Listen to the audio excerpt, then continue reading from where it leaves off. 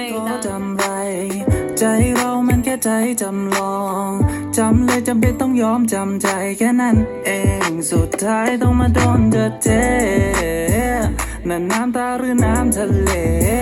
เจ็บก็ต้องทนจนใจด้านชาถึงแอบร้องจนเลือดปนน้ำตารักก็เหมือนระเบิดเวลานาฬิกาติ๊กตอกฉันเข้าใจธรรมดาถ้าเธอจะทิ้งก่อนแต่ก่อนจะลาอย่ามาพูดดี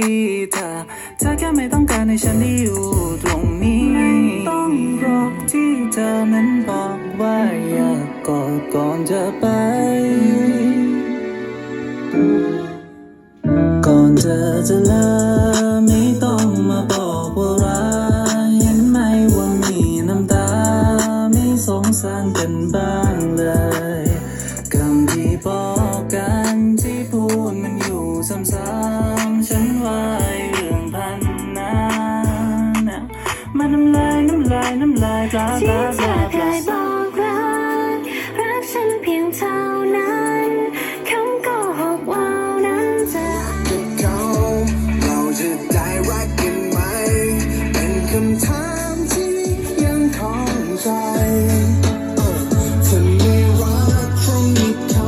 หรือว่าฉันไม่ใช่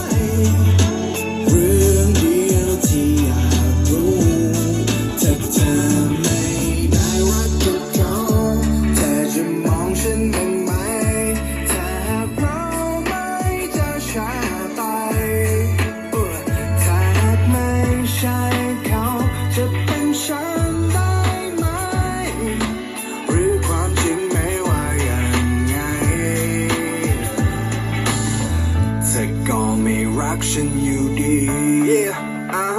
ที่ทักไปหาทุกวันจะให้ฉันทำยังไงได้ล่ะถ้าเกิดว่าไม่มีเขาอะไรมันคงจะง่ายนะก็แบบว่าตอบได้ไหมว่าเป็นที่ฉันว่าเขาตอนนี้มันค้างคาก็แบบว่าฉันไม่อยากจะเดาเลยบางทีถ้าอยู่กับเขาก็คิดว่าทำไมไม่ใช่เราว่าที่จริงก็รู้คำตอบแต่ความจริงแล้วมันก็เศร้านะช่างแม่งไม่อยากจะเล่าแล้วโซดาผสมกันเหล้านะจะเกิดคืนนี้ฉันเมาโทรไปหาทำไมตรงนี้